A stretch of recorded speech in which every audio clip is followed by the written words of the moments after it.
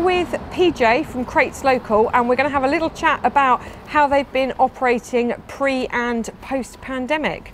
So welcome, PJ. Hello, Michelle. How were things going before we went into lockdown? Oh, well, you know, sort of fine, really. It's before lockdown actually happened, and obviously we were beginning to get cases in the country, we reacted pretty quickly for our staff and customers. So we changed the shop. We had a little lobby area. We stopped taking cash, so we went to contactless only, both sides, but both the coffee shop and the shop. So we were beginning to get ready anyway. But apart from that, trade was lovely. It's great. So then what changed when we went into lockdown? Lockdown, we went straight away to serving at the door only. We felt it's absolutely the safest way of doing it for, again, customers and staff. Actually, before lockdown, we'd already separated our teams. So we split our teams up. We had 2 teams, one working 2 weeks, then off for 2 weeks, and another team coming back after 2 weeks, because we felt if any of us are going to go down with anything. Meanwhile, myself and Marion, when lockdown happened, we shut the coffee shop. Obviously, the government told us to. Yes. Completely shut, and we turned this into a production area. So we had to rip apart the coffee shop, put in racking, because we switched to fruit and veg boxes. And the demand for food was just unbelievable. So you were very busy then? Massively busy, and it became a problem actually processing orders. We couldn't actually provide. We started doing specific orders. We couldn't keep up with it. It was just impossible. It was full on.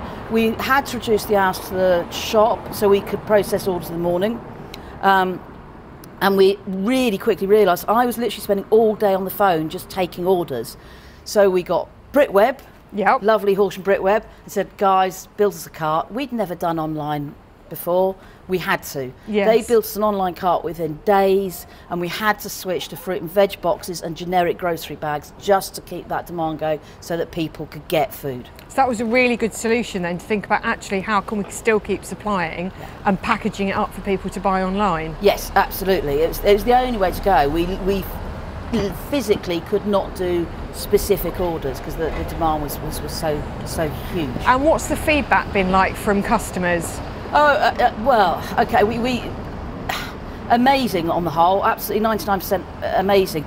But obviously we had an awful lot of new customers or people turning to us who were desperate, absolutely desperate. They were desperate for food. Some of them didn't quite realise that, you know, because the supermarkets couldn't deliver to them for 3, 4, 5, 6, 7 weeks, all of a sudden they thought we could. Yes. So that was hard, and I have to say, some people, and I think it was desperation, some people were really very rude, very rude. And we got an awful lot of, but I want to support local at times like this. And I get that, but actually they were desperate because they needed food. Yes. So we were doing the best we could.